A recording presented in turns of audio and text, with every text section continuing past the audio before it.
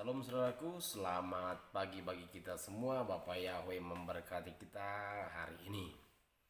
Kembali kita hari ini mendengarkan nasihat dari Raja Salomo yang kita buka dari Amsal 19 ya. Karena pada saat video ini saya ambil yaitu pada tanggal 19.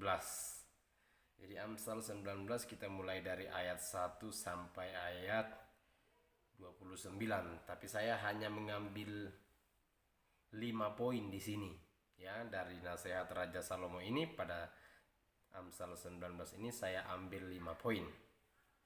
Yang pertama dari ayat 2, Amsal 19 ayat 2, demikian firman Elohim. Tanpa pengetahuan kerajinan pun tidak baik. Orang yang tergesa-gesa akan salah langkah ya. Ada orang rajin dan juga ada orang malas ya.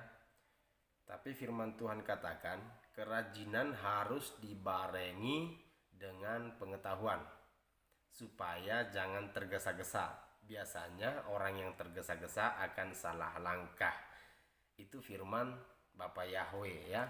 Sama seperti dengan hendaklah kamu cerdik seperti ular dan tulus seperti merpati. Itu tidak bisa dipisahkan ya. Kalau hanya cerdik seperti ular bisa saja nanti jadi jahat ya. Kalau hanya tulus seperti merpati kita bisa dibodoh-bodohi ya. Tapi harus bekerja sama ya. Kerajinan dan pengetahuan itu harus sejalan supaya yang dikerjakan itu seimbang. Kalau hanya rajin saja, ya sia-sia pekerjaannya ya. Kalau hanya pintar saja, berpengetahuan saja, ya itu namanya sombong gitu, nggak mau melakukan, ya hanya berpengetahuan saja ya. Lantas dari mana kita bisa mendapatkan pengetahuan ini ya kan? Firman Elohim katakan takut akan Yahweh adalah permulaan pengetahuan ya. Jadi kalau kita ingin memilih pengetahuan, maka takutlah kepada Bapak Yahweh. Itu yang pertama dari nasihat hari ini pada Amsal 19 ini. Yang kedua di ayat kelima, Amsal 19 ayat kelima, demikian firman Bapak Yahweh. Saksi dusta tidak akan luput dari hukuman, orang yang menyembur-nyemburkan kebohongan tidak akan terhindar. Ya, kembali lagi kepada si pemfitnah. Beberapa hari yang lalu kita telah belajar tentang bagaimana si pemfitnah itu tidak akan mendapatkan kebahagiaan. Hari ini pengamsal katakan bahwa si pemfitnah tidak akan terhindar ya. Si pemfitnah akan binasa. Ini yang kedua ini diulangi lagi pada pasal yang ke-9, dikatakan begini. Saksi dusta tidak akan luput dari hukuman, orang yang menyembur-nyemburkan kebohongan akan binasa ya. Kalau di ayat 5 dikatakan begini, saksi dusta tidak akan luput dari hukuman, orang yang menyembur-nyemburkan kebohongan tidak akan terhindar. Artinya tidak akan terhindar dari kebinasaan ya. Sebab ini dua kali, berarti firman Tuhan yang ada diulang itu sudah sangat perlu diperhatikan ya, sudah sangat penting. Dan ini diulang dua kali, saksi dusta tidak akan luput dari hukuman, saksi dusta tidak akan luput dari hukuman, yang menyembur-nyemburkan kebohongan akan binasa. Jadi mulai dari sekarang berhentilah menyembur-nyemburkan kebohongan ya. Berhentilah memfitnah. Karena itu sangat Tuhan perhitungkan. Fitnah itu sangat Tuhan perhitungkan. Ya kan? Apalagi mengoleksinya, membungkusnya dengan kata-kata yang sangat membuat terkesan bahwa seseorang itu jahat sekali gitu ya. Sama seperti kejadian waktu Musa, hamba Elohim itu mengambil perempuan Kus, lalu Miriam dan Harun menggosipi dia ya. Yang dikatakan benar, lihatlah Musa itu telah mengambil perempuan Kus. Bukankah Tuhan bisa berfirman kepada kita gitu ya? Benar nggak yang dikatakan Miriam? Benar. Tapi Bapak Yahweh marah kepada Miriam sehingga Miriam terkena penyakit ya. Nah, kenapa Bapak Yahweh marah? Karena Miriam dan Musa menggosipi hambanya.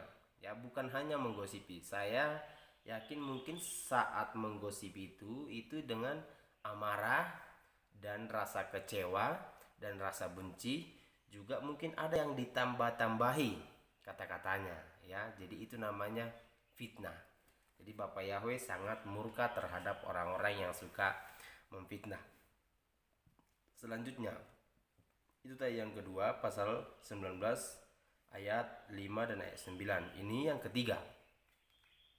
Ya, Amsal 19 pasal ayat 17 dikatakan begini. Siapa menaruh belas kasihan kepada orang yang lemah, memiutangi Yahweh yang akan membalas perbuatannya itu, ya. Jadi tidak salah pepatah-pepatah yang mengatakan bersedekahlah, ya. Berilah maka kamu akan diberi suatu takaran yang baik, ya, yang dipadatkan, digoncang dan tumpah. Artinya apa? Kalau kita memberi, Bapak Yahweh akan memadatkan takaran kita dan digoncang dan tumpah. Yang tumpah itu bukan bagian kita, tapi bagian orang lain. Maka apa yang telah diberikan oleh Bapak Yahweh kepada kita tidak sepenuhnya milik kita. Selain kita mengembalikan persepuluhan, bukan memberi persepuluhan, ya, mengembalikan persepuluhan. Selain itu kita juga harus memberi sedekah kepada orang lain. Orang yang mana? Orang yang lemah. Siapa orang yang lemah? Orang yang membutuhkan, ya. Ada orang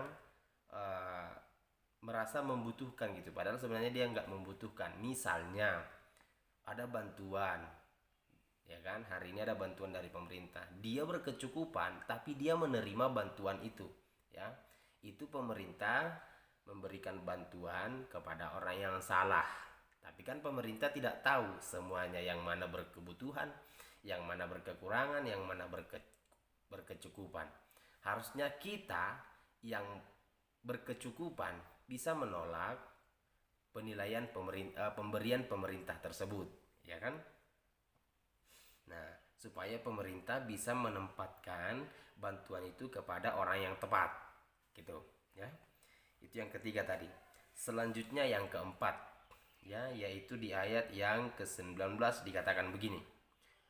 Orang yang sangat cepat marah akan kena denda, karena jika engkau hendak menolongnya, engkau hanya menambah amarahnya. Ya, ini firman Bapak Yahweh. Jadi saya mau katakan kepada kita semua, jangan coba-coba memberi teguran kepada orang yang sok pintar, ya.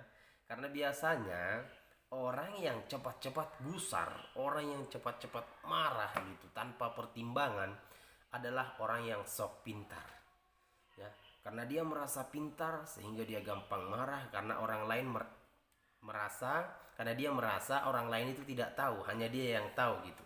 Dia yang merasa lebih bisa, dia yang merasa lebih pintar. Jadi orang-orang seperti dia diapain?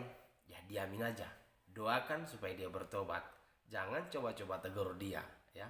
Tapi nanti suatu saat kalau dia butuh teguran baru tegur, ya kan?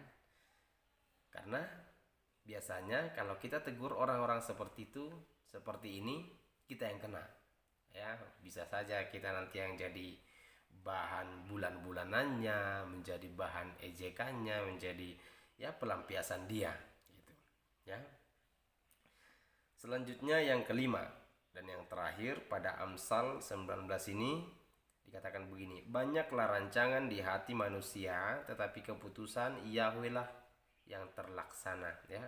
Banyak rancangan di hati manusia, tetapi keputusan Yahweh lah yang terlaksana, ya. Disinilah pentingnya kita memberikan rancangan kita itu kepada Bapak Yahweh, ya. Rancangan kita ke depan apa? Bapak Yahweh, aku mempunyai rancangan ke depan ini begini, begini, begini, begini. Dan itu kita serahkan kepada Bapak Yahweh, supaya Bapak Yahweh mempertimbangkan rancangan kita itu. Karena jelas dikatakan kita boleh mempunyai rancangan, tetapi hanya kehendak Yahweh yang jadi. Oleh sebab itu, kalau rancangan kita gagal, berarti itu bukan kehendak Bapak Yahweh. Atau bisa saja itu juga kehendak Bapa Yahweh, tapi mungkin penundaan, ya. Jadi tetap sabar. Karena perintah Bapa Yahweh, firman Bapa Yahweh dikatakan bahwa rancangan terbaik akan diberikan bagi kita, ya, untuk masa depan kita yang penuh harapan. Ya, bahwa kita akan mendapatkan rancangan terbaik dari Bapa Yahweh. Ya kan? Yeremia 29 ayat 11 dikatakan begitu. Segala rancangan-rancangan yang ada padaku mengenai kamu, yaitu rancangan damai sejahtera dan bukan rancangan kecelakaan, demikian firman Yahweh, untuk memberimu hari depan yang penuh harapan. Ya. Jadi kiranya nasihat hari ini dari Amsal 19 ini memberkati kita. Shalom, Bapak Yahweh memberkati.